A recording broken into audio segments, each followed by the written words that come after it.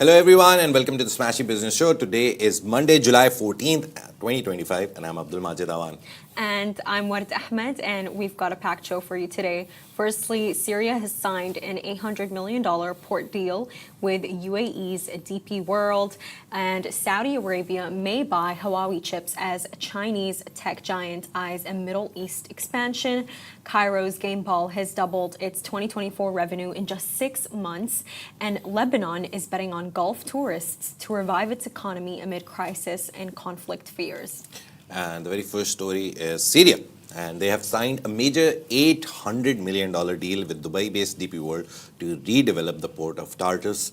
A move officials say is key to the country's post-war recovery. The agreement was signed in Damascus, as Worth calls it, Damascus, on Sunday in the presence of Syrian President Ahmed al-Shara, according to Syria's state news agency SANA. DP World, which operates dozens of ports worldwide, will now take the lead in modernizing Tartous, one of Syria's most strategic maritime assets. Now, the port, located on the country's western coast, is expected to become a central hub for trade and exports. Now, DP World CEO Sultan Ahmed bin Sulayem said Syria possesses valuable assets and emphasized the port's potential to revive local industry. This deal also marks one of the most high-profile foreign investments in Syria since the fall of former President Bashar al-Assad in December last year. The new Syrian leadership has been actively pursuing economic partnerships, aiming to reintegrate the country into global trade networks. Now, Qutayba Badawi, head of Syria's Port Authority, called the agreement a foundation for a new era of maritime development. Now, it follows other key deals, including a 30-year port management agreement with France's CMA, CGM, and a $7 billion energy contract with firms from Qatar, Turkey, and the U.S. And the port deal also comes after the U.S. lifted several long-standing sanctions on Syria, easing restrictions on companies involved in rebuilding efforts. Washington says the move aims to support Syria's reconstruction after over a decade of war and isolation. And Ward always says that Middle East is not helping. I'm just kidding. But when did I say that? Imagine, why are you always say making that things about up? Africa. But the main thing is we saw Saudi Arabia jump in, we saw Qatar jump in, and now this is a big move coming from UAE. Obviously, DP World is under UAE government. It was privatized, but now still it's semi-private and it's semi-government owned. And it's really nice to see that everyone is contributing. It's not just Saudi and Qatar. UAE has also jumped in. It's a very nice seat, $800 million. It's not a small amount when you talk about Syria specifically. Because if you will remember, we did a story about Syrian public servants, the public sector employees, their pay raise. And it was really surprising that their pay was raised from $25. I will repeat it so you don't think that I'm saying something wrong. Their salaries are $25 per month, and it has risen to $75 now, thanks to Qatar and Saudi Arabia contributing to their salaries. It was Qatar in the start. They said they'll contribute to the salary, but then Saudi Arabia also jumped in. So that is so interesting, Majid, because I read somewhere that they gave them billions of dollars so that they could actually, so that the Syrian government can pay its civil servants their salaries, and the fact that that has become $70 with the fact that Qatar has given them millions of dollars to do so. I think that's so interesting. But, just to go into this port, the reason why this port is so interesting is because it's technically connecting Asia, it's connecting Europe, and it's connecting Africa together. It's a very significant port. And when I was researching it, it has an even more interesting history. So at some point, it was under the Ottoman Empire. And then at some point, it was attacked by British forces. And if you know Western people, if they're attacking something, they're trying to colonize it, then you know it's very valuable. And then at some point, Russia basically signed this 49-year agreement, this lease with Syria. But when Ahmed al-Shara came in, the entire agreement was dropped. So the fact that you have this many players that are trying to enter this port and take a hold of it, this is telling you how valuable it is. And I think that the UAE did it in a very strategic way, much so than much so than a political takeover. They did it in classic business, Yeah. and that is to sign a deal with one of the best UAE companies, DP World. So I think it will be very interesting to see. Yeah. And the next topic for today is Saudi Arabia. We're going to our neighbors. Saudi Arabia is reportedly open to importing microchips from Chinese tech giant Huawei, a move that could bypass US restrictions on advanced chip technology. Discussions are said to be underway over Huawei's older generation Ascend 910B processors, with talks between the company and Saudi officials described as advanced, according to sources cited by Bloomberg.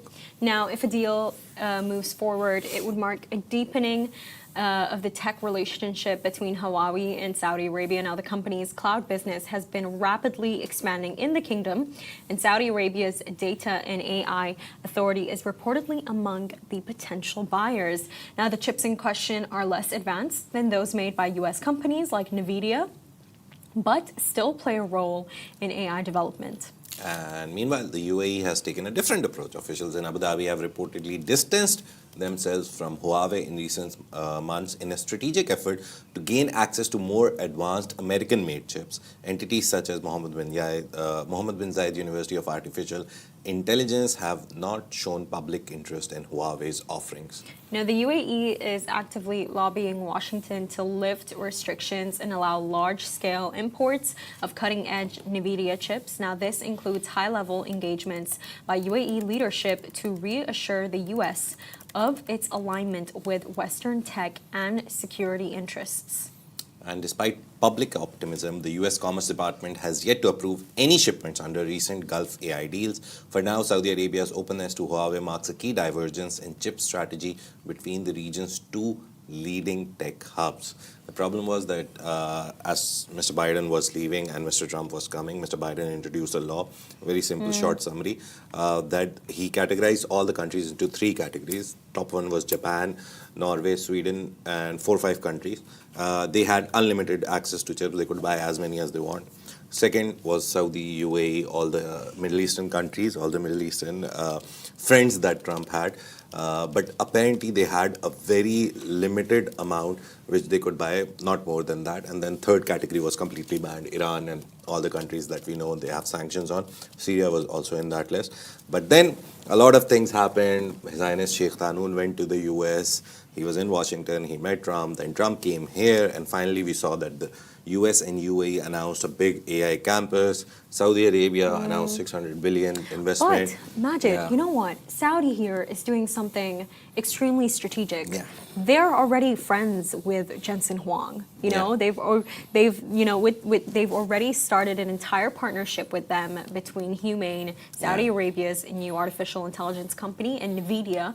And NVIDIA is going to give them, I believe, 18,000 chips. And even more interestingly, Tariq Amin, the CEO that is heading Humane right now, exclusively told Smashi Business that NVIDIA is relocating teams, NVIDIA and AMD are relocating teams to Saudi Arabia. So, that there might reach a point where NVIDIA chips, Gulf countries, Saudi Arabia, they might not even have to request them from the US because they will be made here. And I do see that happening. And I think with this, what's so interesting is you see Saudi, they're completely not intimidated by US foreign policy. Yeah.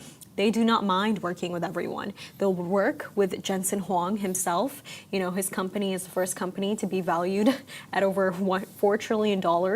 And they'll also work with China. Yeah. So I think fair play to them. But Majid, I was just reading something here, and apparently in 2018 there was this case of Canada arresting Huawei's global chief financial officer in Vancouver. And I think when you take a look at the West, whenever something like this happens, that's an excuse for them to be like, okay, to the other countries, you guys are not allowed to work with them. But funny enough, when I think about Huawei, they had this really big case, Majid. It was this big campaign that they did with this extremely famous actress. You might know her. Her name is Gal Gadot. She played Superwoman. She was a former IDF soldier. She's an Israeli actress. And basically, she was the global ambassador of Huawei.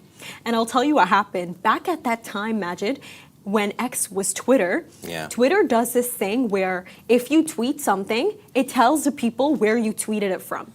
And Location. she basically went on Twitter and she was like, "Hi guys, like I'm using my blah blah blah Huawei phone." And you know what the tweet said?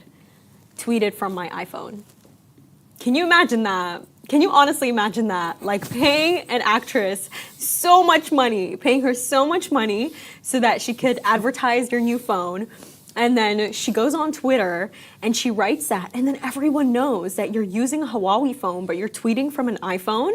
I mean, and I remember how much of how famous it was back at that time. But at the same time, you can't blame her. It wasn't, Yeah. by the way, I don't think anybody knew that Twitter does that. I don't think anybody was aware of that. I think Apple, all applications have this thing. I won't call it a problem. It's a thing. It's a feature. Really? But whenever someone replies from their phone to an email, it always says "sent from my iPhone," blah blah blah. And I'm like, okay, this person is busy or replying from the phone. But it happens to a lot of Yeah. apps when you're directly using Apple and doing it. But you can turn it off. It's an option that you can turn off. She forgot to, and it created such a big I don't problem. think you can blame her because I don't Yeah. think anyone told her. Yeah, I think it's fine. But yeah, big celebrities, I've realized there's this form of marketing, testimonial marketing, where you bring on a big celebrity and say, oh, I use this, I use that, I do this. I think it's dying now. It's more towards influencers now because celebrities charge you a lot of money and people now want influencers more. They charge because- you a lot of money too. Yeah, but to be honest, even right now with such a big influencer economy, they're not charging you the amount that Gal Gadot or the new Superman or Batman or anyone, any actor would charge you. So it's a very nice deal.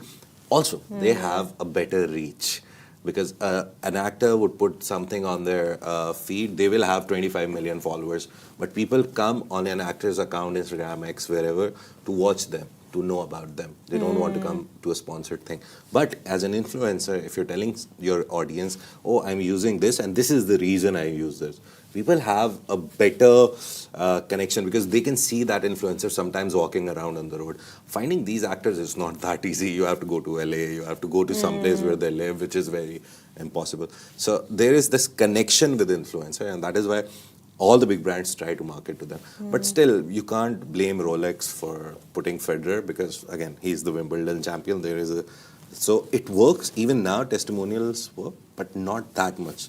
Now it's more influencers. You know what this honestly makes me think of, Majid? It's like the people that you hire in your company, honestly, you do need to make sure that they use your product. Because if you think about it, like the CEO, the founder, they made the product because they love it. They really believe in it. But the directors that they hire, they're just meant to ensure that everything is successful. I remember, Majid, I did this really goofy thing. I had met the head of, the head of Snapchat Middle East. And I remember when I was talking to them, I looked at their age and I'm like, do you actually use Snapchat? That was a question. That was a goofy question that I asked.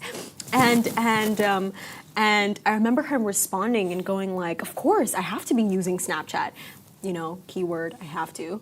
But anyways, it was just so hilarious to me. Maybe it's not the best question to ask, but like honestly, like you need to make sure that somebody really does love your product more so than, just being a part of the company, because if they really do use the product, and I think this comes across all industries, even in the media, you should know the media even if you're not just a writer. Whether you're in other departments, you should always know how it really does work because you'll do your job better.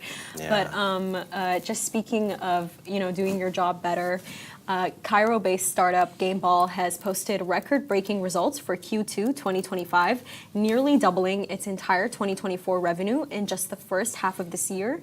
Now, that's according to CEO Ahmed Khairi, who described the figures as a major inflection point in the company's growth trajectory. And in an even more striking data point, Khairi revealed that Gameball's Q2 revenue alone has exceeded the company's total earnings from 2020, 2021, and 2022 combined. The numbers reflect growing demand for its customer engagement and loyalty platform and a broader shift towards homegrown SaaS solutions, software as a service solutions, in the Middle East.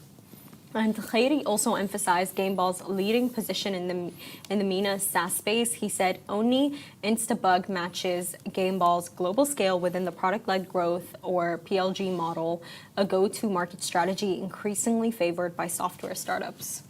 And Gameball isn't stopping there. The company is now moving beyond PLG and ramping up its enterprise strategy, aiming to serve large-scale clients across sectors. Khairi says this pivot could bring about a level of SaaS scalability that the region has yet to see. Now, with soaring growth, a clear enterprise roadmap, and regional dominance in its sights, Gameball is positioning itself not just as a MENA success story, but as a global SaaS player to watch.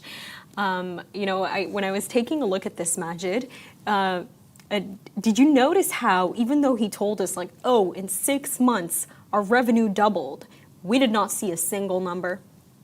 Did you notice that? We did not see a single number. There was no numbers there. It was just XYZ happened in Q1, Q2. And it brings me to my question of, do you think that companies should be giving us their numbers? Do you think that we have a right to that transparency? Yes, because we do it. At Augustus Media, we always publish our Q1, H1, then Q3, and eventually the yearly report. Last year, everyone knows if you go to Augustus Media LinkedIn, you'll see our whole financial report. We're not listed, we're not publicly listed, we're not on any stock exchange, but it's a very good move by our founder that I've realized. It's not necessary, it's optional, obviously. We're not saying that we do it, so everyone should do it. But why do you think It's a companies good should do it? sign of faith that you show in your audience, in the people that follow you. You tell them that this is what we've done. It shows the strength of your company also. Also, it shows growth to the people. For example, if my advertisers or the companies that I work with as Augustus Media, if they see that I went from 10 million revenue to 12 million revenue in 1 year, they will realize that whatever I am doing, whatever services I'm providing, they actually work. It shows you that if the company is growing, there is something good that they're doing. There is something like useful, which has utility that they're providing to the people. If I'm not growing, that means my company is not doing something new every year, or not doing, or my services are not evolving. That is why the progress is stagnant. So this year, hopefully, we're trying to go for a bigger number. That's for finance and Rich to decide. Imagine. But growth. It shows growth to the people that we are growing. That is true, but for me, I think the reason why I think that companies should be extremely transparent and that they should actually give us not just their numbers, no, give us the financial statements. That's what we want. It's because of the fact of, you guys would honestly not believe how much a financial statement can tell you. Even if a company is in profit, these numbers, they can be misleading. They can be extremely misleading. You should not just go all the way down to the last number and think to yourself, okay, this is their profit, moving on. Nope, you need to look at their inventory. Is their inventory moving out? Is it actually leaving the company? Is it being sold? Another factor that you need to take a look at That's mostly for retail brands, right? Yes, but there's also something else that can signify a lot. Is a company selling its non-current assets? Is it selling its land? Usually when companies are selling their land, they're selling their assets, that is actually signifying that they need to make up for certain losses, because a company selling that's like its last resort. So that is something else that you need to take a look at. So for me, I think as an accounting and finance student, that is always something that I do think about. I think that it shouldn't just be publicly listed companies that are giving us their financial statements. I think it's important for transparency. And do you just remember what that Israeli businessman did with that company WeWork? I believe his name is Adam Newman. Remember how? There was a big. Yeah, it was such a big story because of the fact that his company WeWork, it was a unicorn. It was valued. So, do you remember the number, Majid? Not exactly the numbers, but the main story is that they went to list it on a stock exchange. And as soon as they listed, a lot of financials obviously then became public, and a lot of money embezzlement was seen, that it was moved from here to there without approvals or without company approvals. But so it actually collapsed as soon as it went public, a lot of people invested a lot of money in it because to be honest, I'll give you an example, but it may sound weird, but think of Adam Newman as the Elon Musk of his time. Everyone believed in his genius that he's created something Yeah. which is too big. There's Elon a Musk movie is on too it, big. by the way, with Anne Hathaway. So that's the idea. That's what happened. But with Elon Musk, obviously his finances are in place. He's burning $1 billion to run XAI and Grok every month. But again, he has the money to back it. With Adam Newman, that was the problem. As soon as it listed, the financial statements came out. Everyone was like, "What is this?" He lied to us. So yeah, now, but he has started a new startup, Flow, which is like cohabitates kind of a place where you can live together. You can Kind of reminds rent me the of this place. venture called Hive that actually Yeah, exists there's a lot here. of things But here. you know, Majid, it's so interesting because even after the entire debacle that happened with WeWork, Silicon Valley still believes in Adam Newman. Yeah. I mean, when he started his venture Flow, he started it in Riyadh, in Saudi Arabia. Andrew Horowitz. I'm not sure if I'm saying that name right, but I believe that he gave him Andreessen Horowitz, Oh. A16Z. He gave him $300 million, which apparently, after 6 months of launch for Flow, it's already valued at over $1 billion, making it a unicorn. So Yeah. it's going to be interesting to see what's going to happen in the coming months. Adam Newman is still kicking and alive and Yeah. doing great. His net worth is So- believed to be at over $2 billion. Yeah, Gameball did good, but Augustus Media also did good. I was just looking at the post, trying to find it. Our H1 results across our offices. Saudi, we have an office in Saudi, we have an office in UAE. This is the office in UAE. Egypt and Qatar, we have actually 4 offices, 4 presences. So our total gross revenue was $6.92 million. That was 28% up year on year. So good. We did good in the first half of 2025. You're such a proud dad, Yeah, Majid. net revenue was $5.54 million. That's plus 30% year on year. So first half was plus 30% compared to last year's first half. Total expenses were also a little up, it plus 29%. But net costs were also actually up because we are investing so much. One of the brands that we invest a lot on is Smashi Sports. You can watch the Smashi Sports show today. It's Monday and Friday. But we're trying to build a platform for all the local sports and all the local heroes of football, netball, handball, all the sports. There's a 30% discount on Smashi Sports if you want to get a yearly subscription. You can find Smashi Sports on Instagram. Just go to smashy.tv. You can subscribe to our yearly plan and get all the games from this region. There's a MENA Cup. There's a Emirates Drift Championship that we do. My producers can maybe tell me more what else we do on Smashy Sports. But handball, netball, all these things I remember. We're the official sponsorships, the jersey sponsorships of the UAE national basketball team. You can see our logo on there, Smashy Sports. So we're trying to build that. That is why there's a lot of costs are involved. And then operating profit was $1.39 million. That was also 36% up year on year. So all these numbers show you growth that whatever we're getting, we're not just sitting on it and be like, okay, increase the profit. We're also reinvesting a lot of money into things, into building other things. So yeah, not only Gameball, Augustus Media as a whole, which has Lovin and Smashy brands, is also growing. Yes, But it yeah, is. last story of the day.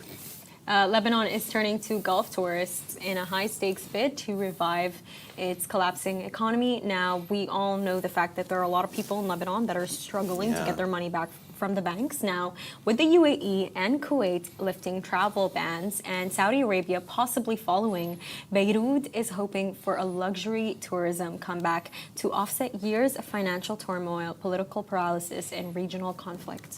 And the Lebanese pound has lost over 90% of its value since 2019, and GDP has shrunk by nearly 40%.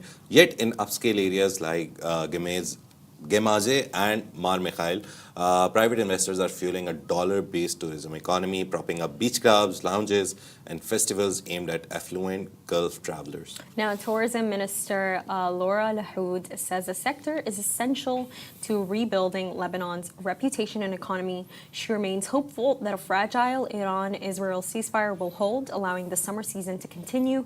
However, recent regional tensions have already caused some hotel and flight cancellations. And economists warn this model is fragile. The tourism boom is pricing out locals and relies heavily on the private sector with limited state support. Others point to a staffing crisis and rising concerns over safety, especially among international artists and nightlife workers. Now, hotel occupancy is nearing 80% and flights are packed, but experts say true recovery depends on political stability and long-term investment. For now, Lebanon is dancing on a tightrope with Gulf money keeping the lights on and the music playing, at least for now.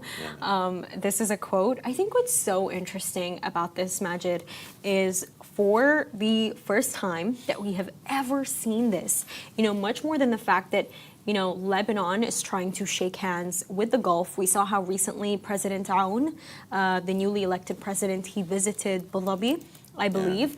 The entire world wants to be friends with the Gulf. I think that this is a trend that we're seeing, and Wherever inshallah, the money is, that is where the people go. and inshallah soon Saudi Arabia will allow But its people to travel to Lebanon. I think the talk about having a sustainable environment or a safe and secure environment is very important. Because personally, from experience, from talking to people who are Lebanese here, we have Sally. She was recently in Lebanon, and I talk to these people, and when I say that, how is Lebanon? When I go, how will I find it? They'll be like, you love the party there, you love the nightlife, it's such a nice place, there's so much cultural things to do, and then there's so much party to do. It's called the party capital of the Middle East. I think it was called something of the Middle East also, some famous place in the Europe. But all of these things, even with so many people going and spending money on food and this and that, they still are not growing. Their GDP is shrinking, everything. And that's all because they constantly have this threat of Hezbollah sometimes starting a war with, starting a And problem Israel. with Israel. But Israel, to be honest, mainly doing whatever it wants to do. They tried to invade the south of Lebanon. We all saw that. So we also have, what's her name? She comes here. How can I forget her name? Love in Beirut. Dima? No, Dima is Qatar. Majid. Diana. Diana. Sorry, Diana, if you're listening to this. But Diana, she was here, remember? She came for our last year August event. We had an industry event. She came here to tell her side of the story from Lebanon. And she got stuck here because Israel tried to invade Lebanon. So listening to them and getting first-hand experiences and learning, Lebanon is such a nice place. It has such a high potential it's a really to grow. nice place, Betroun. Betroun is so beautiful. It's my dream to visit it. Like, my best friend is there right now, Majid. Nice. And at first she couldn't travel because of what was going on with Israel, but she was like, I'm sorry, I cannot sacrifice my Lebanese summer. And mashallah, Majid, she is posting a new wedding every single day. Nice. Every single day there is a new couple, there's a new party that's going on. But by the way, do you know why it is actually so important for Saudi Arabians to be able to travel to Lebanon? If you guys know the Saudi billionaire Al-Walid bin Talal, who is, according to Forbes, the richest man in the Middle East, his mother is Lebanese. Her name is Muna Solh. The Al-Solh family is extremely famous because I remember there used to be this man, his name was Riyad Al-Solh. He used to be a very famous statesman in Lebanon, and there are a lot of Saudi people who actually have Lebanese origins. And one of my best friends herself, her mother is Saudi and her dad is Lebanese, but they have the Saudi citizenship. And I know that more than anything, she would love to visit her home in Lebanon, but she just can't. So it's going to be interesting to see what they do with the country. And you guys will hear the latest updates from us. And that's a wrap for today. Thank you so much for tuning into the Smashi Business Show. Make sure to follow us across all social media channels at Smashi Business, and stay ahead with our daily newsletter. You'll find the subscription link in the description. This has been a Smashi Business Show, a Smashi Business production, part of the Augustus Media Podcast Network. A big shout out to our 1.6 million monthly listeners across all platforms. Please help us go to 2 million. We would love you for this, and thank you so much. We already love you. Yeah, we already love you. We'll love you more. And thank you so much for making this possible. And have a great day. We'll see you tomorrow on Tuesday. Bye bye.